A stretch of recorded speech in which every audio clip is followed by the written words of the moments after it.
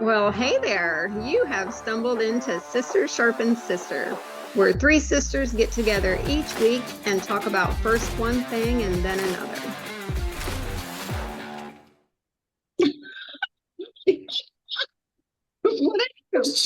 She just up and sits off and smiles real big. Hey, the lights are on. Action, Did you get right? your hair? Did you get your hair cut, or do you have a pin back? I can't tell. You're moving your head too fast. You got Okay. it topped. Yeah, Yep, I I like it. got it. It's all gone. It's all gone. My headache is gone too. Once I got How it about cut, that? except for when I was sick this past week. But Yeah, yeah, we're recovering. yeah. Welcome to Sister Sharp Sister. My name is Karen. I'm cold. I actually have on a sweater today. This is Shalon. That's Delina. And today we are talking about food some more, which is one of my favorite F words. And let me start off by saying that today we're talking about, we're starting in the year 2000 and we're going to progress. I don't know how far we're going to get today. But next week, we're going to have a special guest, Arnie Vaughn, who is a registered and licensed dietitian in the state of West Virginia, and he's going to discuss food additives with us. So that's what I want to start off today's episode with. I found this article on E&E News, and I think it's from 2022. But when I provide the link in the show notes, I will verify that. It says that roughly 99% of chemicals added to food since the year 2000 have been approved for use by the chemical and food industry, not food regulators. So a lot of times the FDA doesn't even know what's going into the food as a chemical additive. The analysis that they did or that they use is from a little known loophole that governs the FDA that allows chemicals that are generally recognized as safe. And I'm doing that in quotation marks because that's a quote. Generally recognized as safe by their manufacturers to avoid that FDA oversight. Now, it was originally intended to cover widely used ingredients like flour, vinegar, sugar, things that are common. But the loophole, which has become known as GRAS, has been stretched over time to include human made compounds that the manufacturer themselves say are safe for use in food.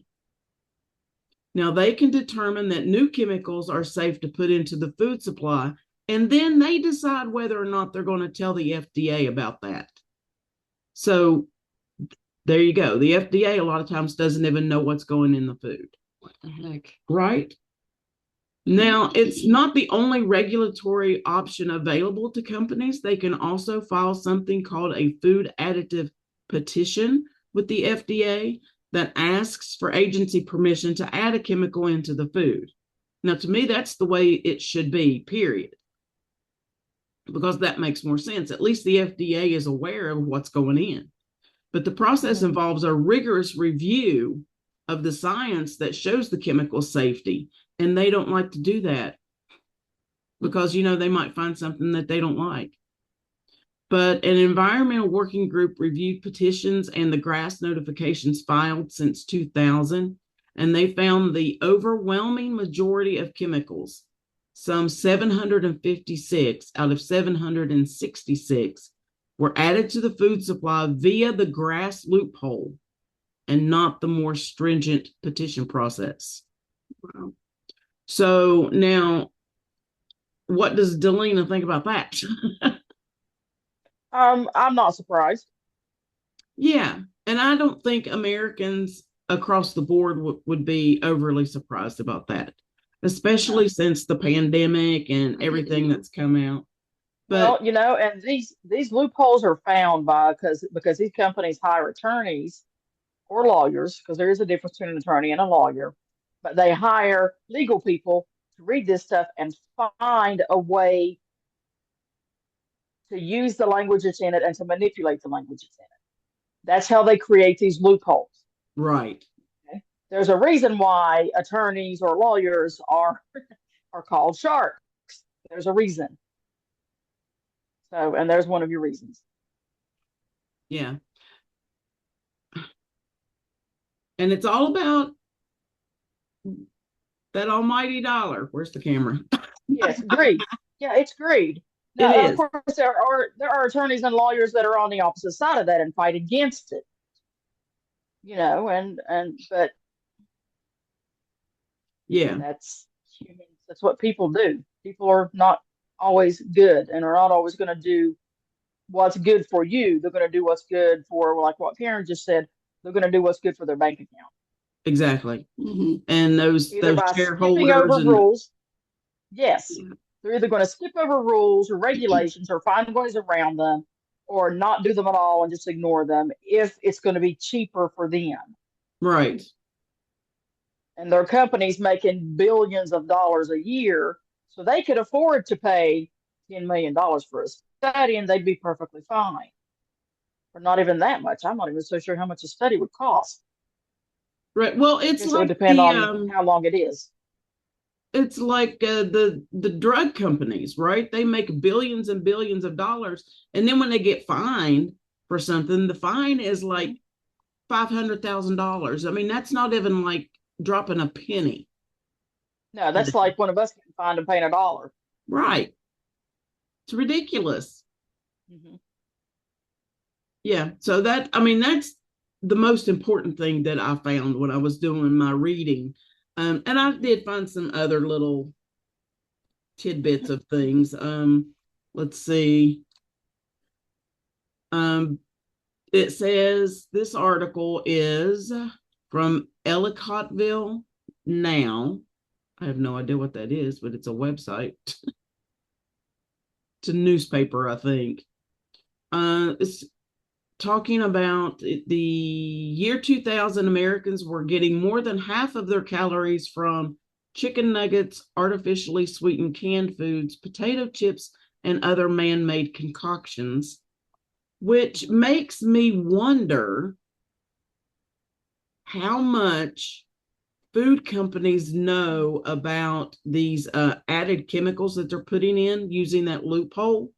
How much the scientists recognize what those chemicals are doing as far as making food addictive. Oh yeah, they know. Right. You know what else I wonder?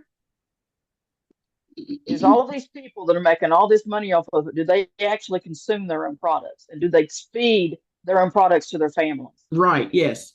Yeah. That's a good question. Yep. Yeah.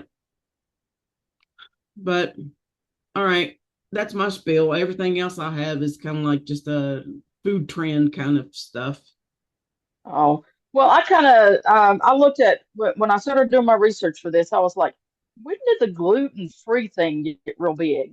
Oh So I yeah, that looked up was a in little bit of information on it, and I looked up when did organic food start getting up, and then I also thought about energy drinks. yeah. Energy drinks were a big thing that I So, come across too. Oh, I also found that avocado toast became really popular in the United States around 2009, 2006. mhm, But mhm. it's been on restaurant menus like in California and places like that since the early 1990s. Hmm. I didn't All know that. right. I didn't either. I didn't even, well, I mean, I know about avocado toast that I make myself, but I've never seen it on a menu. Yeah, well, So, I've not seen it on a menu here in West Virginia either. So, We had it in Florida. yeah, well, there's more cultural diversity in Florida than there is in West Yeah. Virginia and the part Plus, of Tennessee where I am. I think a very large Hispanic population, Hmm. which would naturally use something like an avocado more than Hmm. the general American.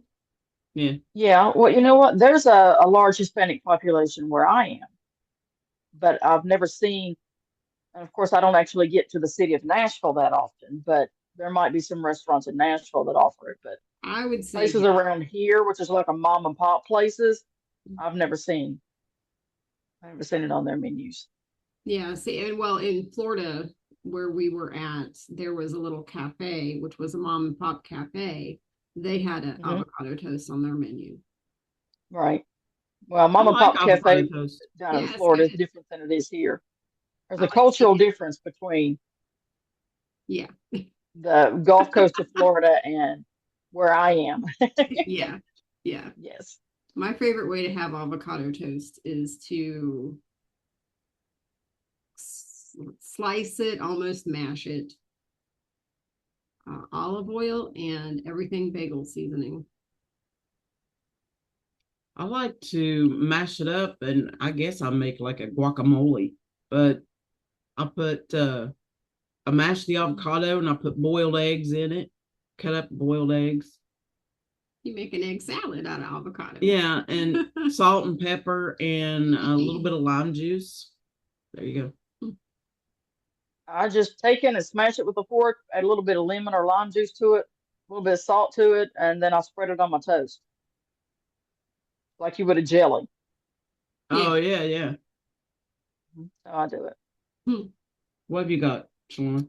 Well, I continued with GMOs and just to, because I didn't realize I was eating genetically modified stuff until my oldest daughter, who's now 13, was a baby. When this whole push about GMOs kind of became a thing in my world, Yeah. in Shalon's world. But to review, in the 1990s, we learned that soybeans, squash, corn, cotton, papaya, and canola all became genetically modified. So if you are not consuming organic versions of these, chances are you're consuming the genetically modified version of them. Now, starting in 2006, we get introduced to GMO alfalfa. 2013 was eggplant. Do people eat alfalfa? That's just for horses, isn't it?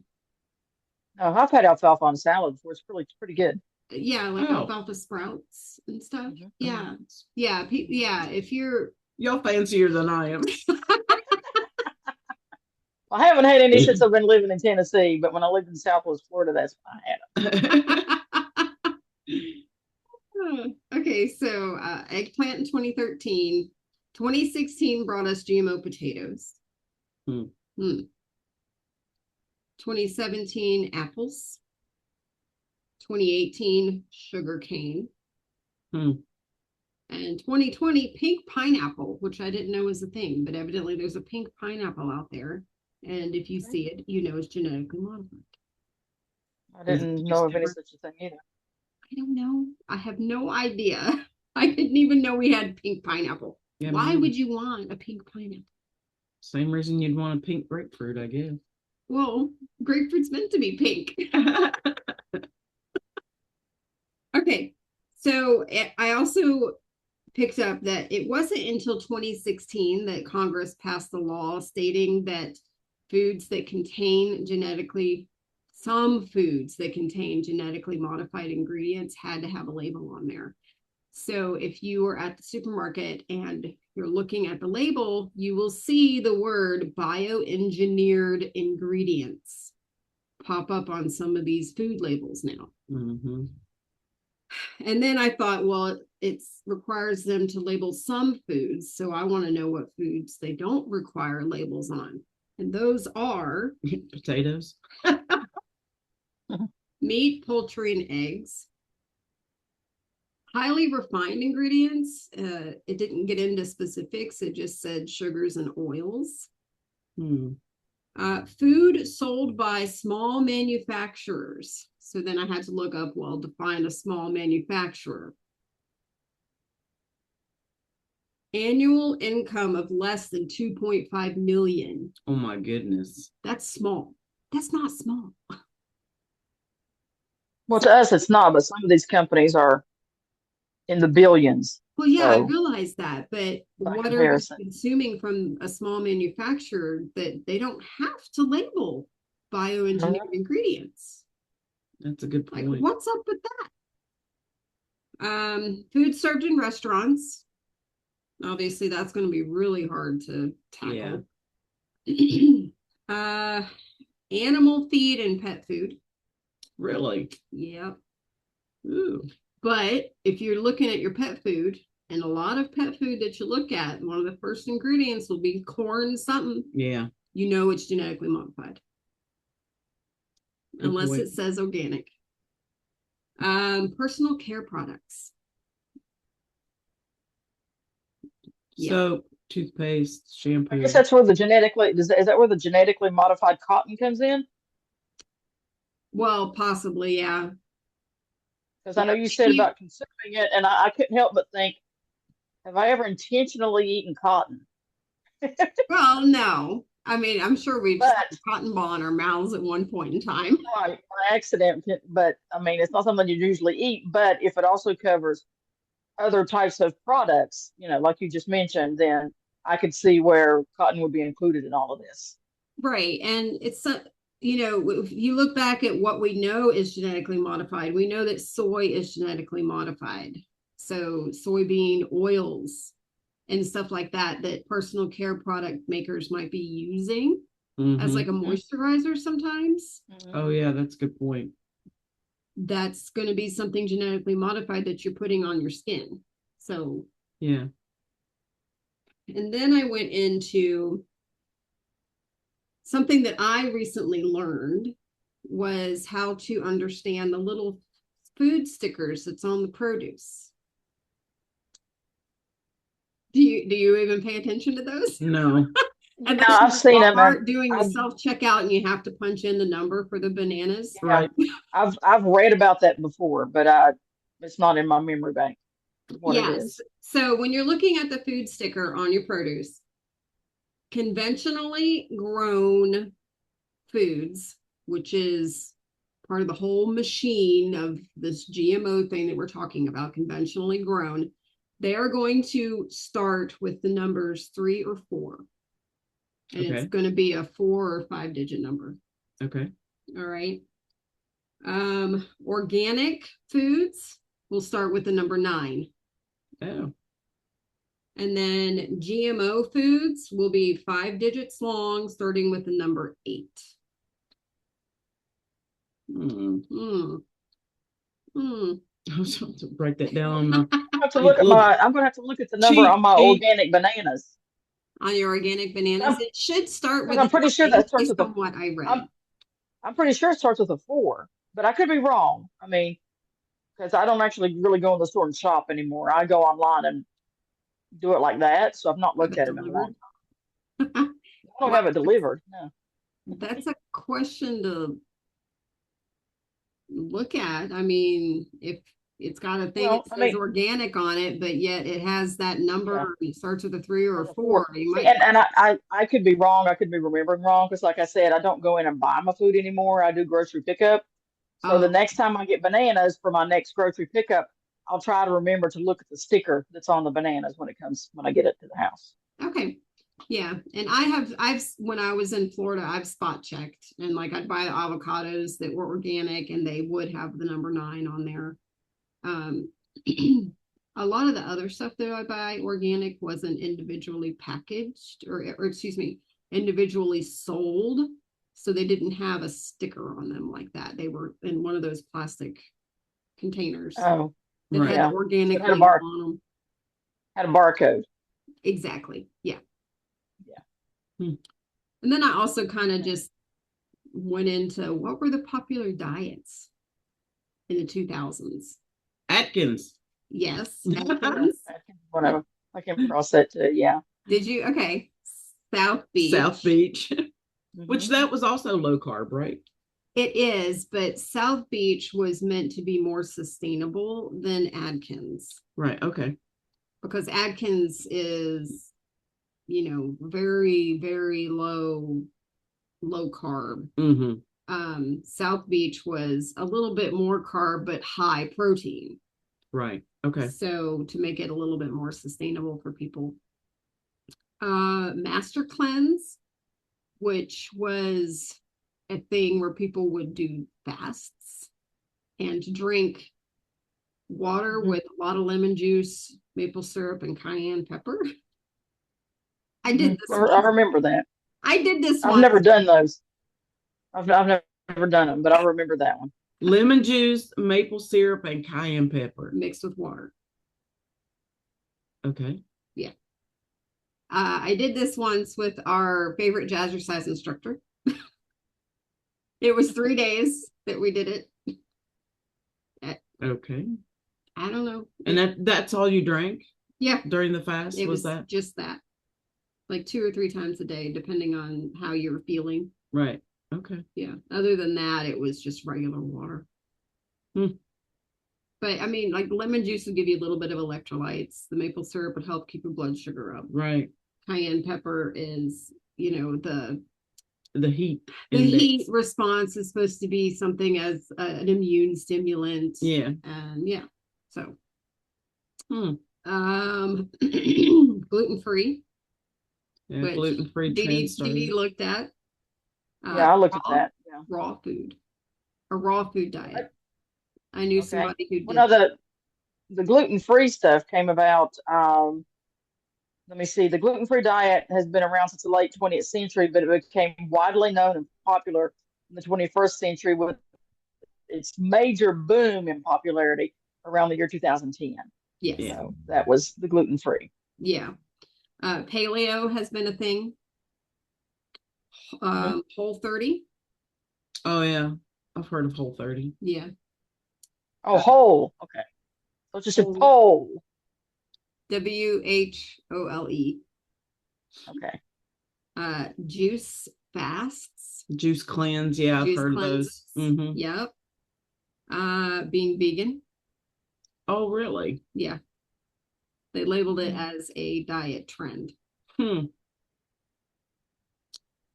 then also the last thing I wrote down was that in 2018, we see the surge of digestive health and this probiotic thing that came onto the field, where you have to have your probiotics, you have to have your prebiotics. Well, it was probiotics for the longest time, and then you started hearing about the prebiotics. Yeah. So that's what I got. Okay. I got some information on organic, that although organic food choices have been around since the 1990s, organic foods public profile surged in the early 2000s as consumers began to see the connection between diet, health, and the environment. And according to Nielsen HomeScan, which is where it's data consisting of grocery purchases from a panel of households, they found that American households spent more on organic produce between 2001 and 2004 for all produce except oranges and lettuce. Really? Yeah, there was a big increase. Yeah, there. And they go on to say that the average per capita, which is per person spending on the organic fruits and vegetables, increased from $1.64 per person in 2001 to $1.91 per person in 2004. That's an increase of 8.5%. Tomatoes appear to be the most favored organic vegetable among Americans. That was in 2001. Let me find. Oh, here it is. Organic apples and lettuce held a distant second and third places in 2001, while carrots and apples were ranked second and third, respectively, in 2004. Strawberries and bananas registered the largest increases in organic expenditures by 45% and 33%, respectively. So in the early 2000s, because I didn't go past 2009. So in the early 2000s, I mean, I think I mentioned some stuff on 2010, but I've not didn't really focus on anything beyond that. So, yeah, that's my little spiel on organic. When I would shop, when I still do shop, I tend to make sure that I buy the organic produce that I know is genetically modified. other that things is genetically modified or is not? that I know is. So like apples, Yeah. if I'm buying apples, I will buy organic apples Okay. just to because I Yeah, know because that those are you genetically modified. because you do not want genetically modified. Correct. Gotcha. Yeah, I don't. Other produce, we know that it's being sprayed with all kinds of stuff. glyphosate and all the other things, right? But I've seen where there are things you can do. You can use vinegar and water and soak them, and it does lessen the residue of the glyphosate on the fruit and vegetables. So, because it's expensive to buy all organic everything. Yeah, it is. So that was my way of saving money. I would just make sure I wash all the other fruits and veggies in like a vinegar water solution to help get the pesticide residue off of them. And I don't know if I don't know, it's something I read a long time ago. I don't know if it was actually accurate or not, but I did read that if you peel your fruits and vegetables, it can help get rid of at least a portion of those pesticides. Right. And then there are Like if foods. you're going to eat an apple, peel it first. Right. But you got to wash it off because if Yes. you peeling it, you're cutting into it Yes. and putting whatever's on the outside on the inside. Yeah. But if you peel it, you wash it off to get that off of there, but then you peel it and it will help get But you more. think of how thin a apple skin is. Yeah. I know. Yeah, but So, but like on a banana, yeah. I don't, for me, I'm like, it doesn't really matter if it's organic or not. Now, if they're organic or on sale, yes, I'll grab them. But if other than that, it's usually just a regular banana because it's so thick. Well, that makes sense. The peel is thick. Mm-hmm. What else was it? Like in hard vegetables, like your root vegetables, Yeah. the carrots and things, it's not Mm-hmm. as penetrable as like a strawberry. Right. So yeah, like you said, peeling the outside of the carrots and stuff too to that. But again, still washing them with the vinegar water solution to try and get as much of that crap off as you can. Not to mention anything else that may be on there from Oh yeah. who knows where or what. Yeah. Right. Like E. coli. Right. Okay. Energy drinks. It's a little bit of Monster. history. The first energy drink in the U.S. was called Dr. Enough, and it was introduced in 1949. Dr. Enough? In 1949? Yes, ENUF. I didn't look up any information on it, but oh my goodness. Interesting. Yeah. Now the next one, excuse me, was Jolt Cola. Karen may remember this one. Shalon, you may too. Yeah. Was marketed in the U.S. in 1985, and their slogan was "All the sugar and twice the caffeine." Twice the caffeine. Yeah. Okay. And I looked up a little bit of information on the Jolt Cola, and I found it was a little bit conflicting, but what I found was that there was only about 50 grams of sugar for 16 ounces. So it's 25 grams of sugar for 8 ounces. Okay. I mean, yeah, that's a lot of added sugar, but that's probably no more than your normal soda pop. Now the caffeine for 8 ounces was 70 milligrams of caffeine for 8 ounces. Isn't that like a Mountain Dew nowadays? Maybe. I don't know. I mean, there was Jolt Cola was taken off the market, and if I recall reading about it, it was taken off because people thought, "Oh gosh, all that sugar, all that caffeine, it's so bad for you." But there were actually soda pops on the market that actually had just as much or slightly more. Right. Yeah. Because when I was in high school in the 99, the late 1990s, and then into 2000s, as I was a young adult going into the workforce, Mountain Dew was a thing that I drank for the caffeine boost. Now, Red Bull came to the United States from Austria in 1996, and I found some sites that say 1997, so 96, 97.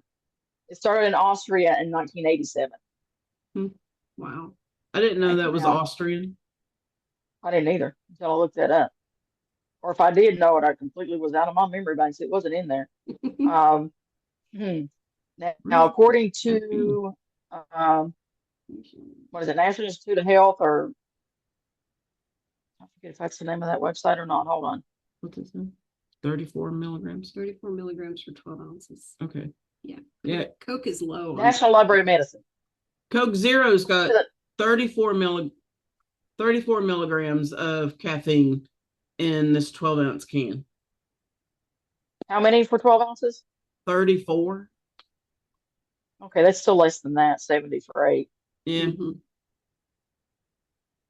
Yeah, Coke is low on the caffeine scale as far as sodas and energy drinks. Yeah. I mean, even when me and Dee Dee were kids, you know, if you wanted quick energy, everybody was like drinking Mountain Dew. Mm-hmm. Mm-hmm. Excuse me. Yeah, for sure. And I found on the National Library of Medicine website that energy drink consumption has been growing in popularity, as evidenced by new energy drink products flooding the beverage market. From 2004 to 2009, the introduction of new energy drink products was up by over 110%. Wow.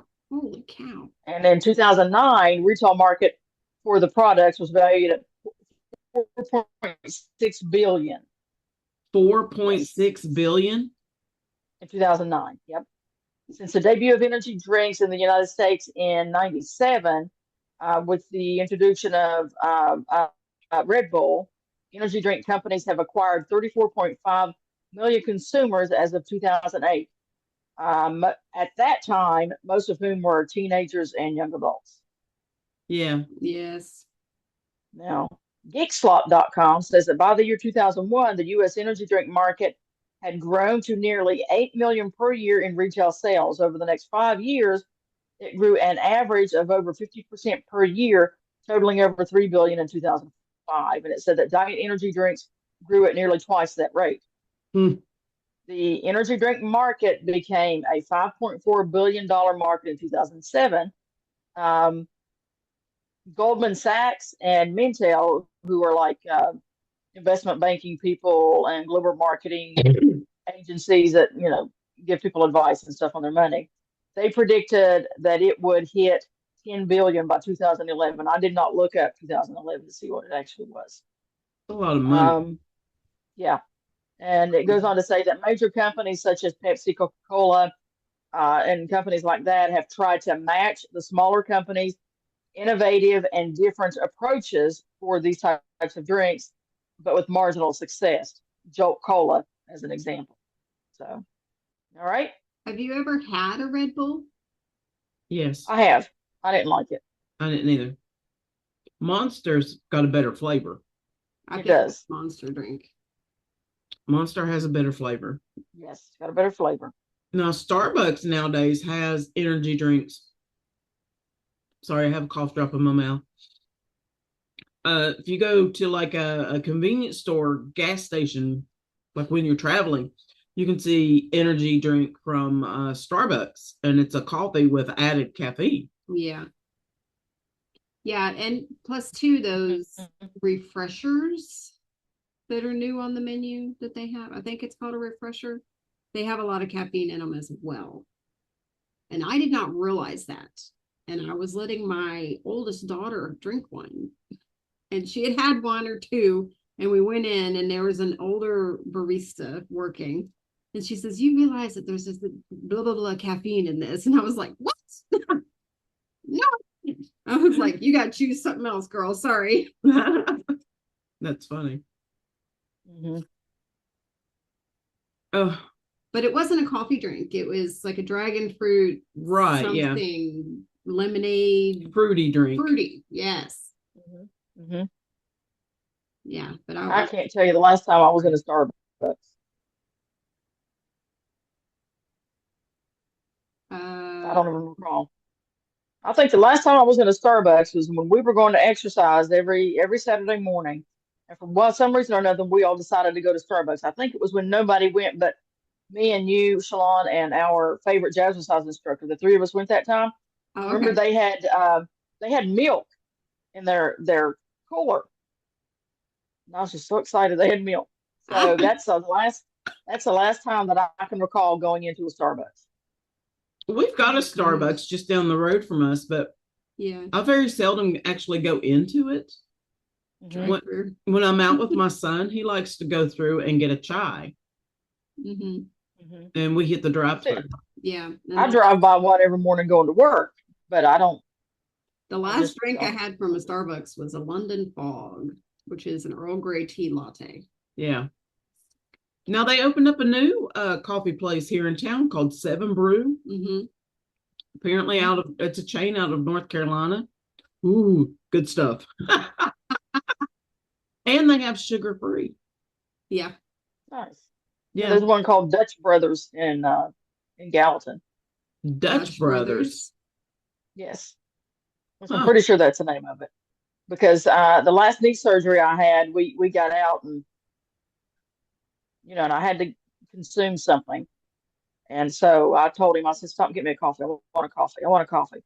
So there was a coffee place we were driving by. So if it would have happened to have been a Starbucks, Starbucks would have got our business that day. But this one was the first one, and it was on the side of the road we were driving on. So it was like drive through, There it Right. is. So yeah, they got the business. And it was good. It was a good coffee. Yeah. I miss that coffee shop that was there that we used to go to every Saturday after Yes, Jazzercise. yes, yes. I love that place. That place We don't, had good coffee. they had really The good name coffee. of it, do you remember? The name of the business, I don't remember at all. Okay. The kind of coffee they Um, served, I'm pretty sure was called Seattle's Best. I don't remember that, but I remember they had a Black Forest latte that was scrumptious. That sounds good. And I would get it every single time.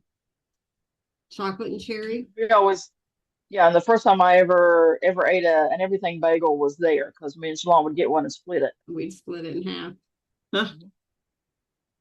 Is that where you got the picture of your oldest daughter? She was with you that morning and she was asleep with her No, head on the thing. no, that was at Panera. Oh, This was okay. that this was before children. I love that picture. I love that picture. What, where she goes to sleep on the chair when she's On the standing and bench. she just lays Yeah, her head down just on the her chair and goes to little sleep? head laying there. What Karen is referring to is we were at Jazzercise and we went to Panera afterwards and she was I pregnant with the little one yet? I don't If think you How were, so, you because were she was barely about pregnant. 2. I think she Yeah, was she's about about 2. two, two? Okay, two, so two, yeah. two something. So but she was I guess the perfect height to stand next to the Panera chair and lay over on it. Yeah, it's like a perfect hinge right at her legs and Right at stuff. her Yeah, hips. And she yeah. fell right asleep right there. And all of a sudden, I looked at Dee Dee and I said, "It's awfully quiet." And I look under the table, and there she is sleeping. That's awesome. It was the cutest thing. What did y'all find as far as um, any type of new foods or whatever? Let me pull up this thing here. Did you? Well, I found. Hold on, let me look. I don't know if any of those were in 2005. Okay. Um, Yogos were done in 2005 as like snacks created by Kellogg's. Um, they were bite-sized fruit flavored candy wrapped in a yogurt shell. Oh, I've never even heard of that. Yeah, me neither. And then, hold on, let me try and go down through my list here. Well, one of the things that I found was that in the year 2000, the cupcake craze started, Oh yeah, where Mhm. everybody was doing the cupcakes, and then you had gourmet cupcakes, where you had like a cupcake that had apple pie filling on the inside of it, and things like that. Let's Cake see, pops. cake cake pops. pops Yes, that was another big one. for sure. Those are still a big thing. Yeah, they are. Hershey's Kissables. I'm sorry, what? Hershey's Pieces. They were shaped like a Hershey's Kiss, and they were milk chocolate coated with candy. Okay. Oh, okay. I don't remember having any of those. Well, I never really ate candy much, so I didn't either. One of the things that I did run across was that in the early 2000s, in the early 2000s, there was a big push to eat locally, Mm. to eat Mhm. local grown food and locally sourced meats. So, Mm-hmm. and the term locavore entered our vocabulary, meaning that you are somebody that eats locally. I that's not in my vocabulary. Yeah, mine either. The first time I I was was like going to a say that. locavore. So that's a Yeah, yuppie word. that was never in my vocabulary. And I came across it, but I can't find it right now. Was that in I want to say it said like 2005 or maybe 2007 that pizza crust, they started using things like zucchini and cauliflower to come up with your Mhm. pizza crust. Oh, yes. Mhm. Well, I think that also probably came about with the gluten-free area. Yes. You know, the alternatives to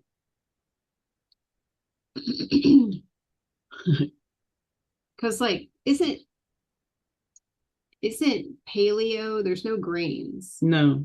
So you would want something like that as a crust for your pizza. Right. Um, what is this one? I saw, I forget if it's a reel or if it's a YouTube video of somebody who made a crust for a pizza out of chicken. Chicken. Yeah, I've seen that. And they do Yeah. it too. They do it like a wrap for like a taco. Uh-huh.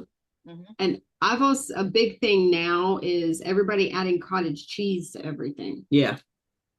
So Making Well, little single servings of cheesecake using cottage cheese. right. Or another thing that comes on my feed a lot is mixing cottage cheese and eggs and seasoning and making a flatbread out of it. Yeah. okay. Well, I just eat plain old cottage cheese. I like to put blueberries with it, but I like to take pretzels and dip cottage cheese. okay. I don't typically eat cottage cheese unless I'm mixing it in like a protein drink or something. Hmm. Something about I don't like the way it feels in my mouth. The texture. Yeah. I don't mind the texture of it. I'll eat it plain too, with just salt and pepper on it. Mm-hmm. I guess. Yeah. I know Dee Dee used to Yeah, it's always good. eat it with like peaches. I remember you eating cottage cheese and With peaches. peaches. Yeah, cottage cheese and peaches are really good too. I like it like Shalon just to eat it. Yeah, I like it, just eating it. But I do like to put fruits with it, like peaches, and these days I'm liking blueberries. So I've also done it where it's a little bit more savory and added just cucumbers and tomatoes with salt and mhm, pepper. Really? mhm. Yeah, it's pretty good. I guess. I just I do weird things because I like to eat in a bowl. I like to take everything and put it in a bowl and just mix it up, and that's my thing. So And her youngest doesn't even like her food to touch. yeah, yeah. She's like someone else we know. Yeah.